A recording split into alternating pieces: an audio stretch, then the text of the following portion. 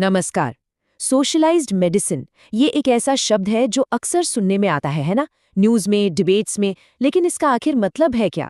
तो चलिए आज इसी दिलचस्प टॉपिक को थोड़ा आसान भाषा में समझते हैं।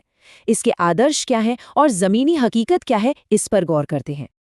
जरा सोचिए, अगर किसी भी बीमारी के इलाज के लिए कभी कोई बिल ही न देना पड़े तो कैसा हो। सोचकर देखिए कि हेल्थ सर्विसेज यानी स्वास्थ्य सेवाएं सबके लिए हमेशा बिल्कुल फ्री हों। बस यही एक पावरफुल आइडिया, यही एक सोच सोशलाइज्ड मेडिसिन के कॉन्सेप्ट की बुनियाद है। तो आखिर ये सोशलाइज्ड मेडिसिन है क्या? चलिए बिल्कुल बेसिक से शुरू करते हैं।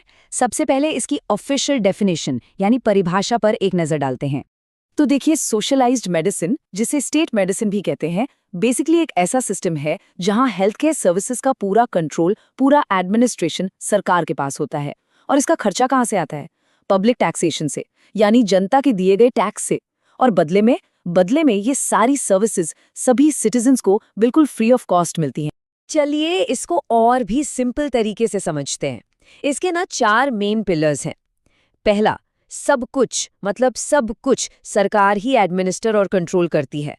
दूसरा, इसमें हॉस्पिटल से लेकर बाकी सभी हेल्थ केयर सर्विसेज शामिल हैं। तीसरी बात, ये सर्विसेज लोगों के लिए फ्री ऑफ कॉस्ट होती हैं। और चौथा, इस सिस्टम को पैसा मिलता है पब्लिक टैक्सेशन से। अच्छा, तो अब तक हमने ये तो समझ लिया कि ये सिस्टम क्या है, लेकिन अब सवाल ये उठता है कि आखिर क्यों? मतलब ऐसा सिस्टम बनाया ही क्यों जाता है? इसके पीछे के कोर प्रिंसिपल्स क्या हैं? यहाँ एक बहुत ही दिलचस्प चीज सामने आती है। इस सिस्टम में ना सरकार प्रोवाइडर भी है और रेगुलेटर भी। और इसका सबसे बड़ा मकसद क्या है? इसका मकसद है यूनिवर्सल एक्सेस, यानी किसी का सोशल या फाइनेंशियल स्टेटस कुछ भी हो, चाहे अमीर हो या गरीब, सबको हेल्थ सर्विसेज मिलनी चाहिए। ये पूरा कॉन्सेप्ट इक्विटी और सोशल जस्टिस यानी समानता और सामाजिक न्याय के आइडिया पर टिका हुआ है। तो ये तो हो गई थ्योरी की बात। अब इस कॉन्सेप्ट को असल दुनिया में देखते हैं। चलिए इसका एक क्लासिक एग्जाम्पल देखते हैं कि यह प्रैक्टिस में कैसा दिखता है। जब भी सोशलाइज्ड मेडिसिन की बात होती है तो रशिया का नाम जरूर आता है। रशिया को इसका एक क्लासिक एग्जाम्पल माना जाता है। क्यों? क्योंकि वहाँ का जो हेल्थ केयर सिस्टम है वो काफ़ी हद तक सरकार ही कंट्रोल और मैनेज करती है। इसलिए ये इस मॉडल में बिल्कुल फिट बैठता है। तो ये तो हुई रशिया की बात। अब वहाँ से आते हैं सीधे इंडिया। देखते हैं कि इंडियन कॉन्टेक्स्ट में क्या है, यहाँ थियरी और प्रैक्टिस में, कागज़ और ज़मीन पर कितना फ़र्क है। अगर हम प्रिंसिपल की बात करें तो इंडिया भी स्टेट मेडिसिन के मॉडल को ही फॉलो करता है। मतलब ऑन पेपर यहाँ का सिस्टम कहता है कि कोई भी सिटीजन गवर्नमेंट हेल्थ सेंटर्स और हॉस्पिटल्स में जा सकता है। और ये एक बहुत बड़ा आदर्श है, एक बहुत अच्छी सोच है। लेकिन यहाँ आती है रियलिटी।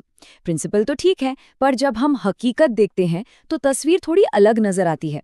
फंड की कमी, रिसोर्सेज की कमी, इन सब चीज़ों की वजह से इस सिस्टम को बहुत मुश्किलों का सामना करना पड़ता है। गोल तो है यूनिवर्सल एक्सेस का, मतलब सब तक पहुंचना, लेकिन रियलिटी में सबकी ज़रूरतों को पूरा करना एक बहुत बड़ा चैलेंज बन जाता है। तो अब तक के इस पूरी चर्चा से एक चीज़ बिल्कुल साफ हो जाती है। जो सबसे बड़ा चैलेंज है वो है आइडियल्स और रिसोर्सेज के बीच बैलेंस बनाना। मतलब बड़े बड़े आदर्शों और ज़मीनी हकीकत के बीच संतुलन कैसे बनाया जाए। और ये जो टेंशन है ना, ये इस पूरी कहानी का कोर है। एक तरफ है आइडियल कि सबको एक्सेस मिले, सबके साथ न्याय हो, सबको फ्री सर्विसेज मिले। और दूसरी तरफ है चैलेंज, रिसोर्सेज की कमी, फंडिंग की कमी और इतनी बड़ी डिमांड को पूरा करने का प्रेशर। यही वो कश्मकश है, वो ही खींचतान है जो इस सिस्टम के सामने सबसे बड़ी चुनौती बनकर खड़ी है। तो आखिर में ये पूरी बात हमें एक बहुत बड़े सवाल पर लाकर खड़ा कर देती है।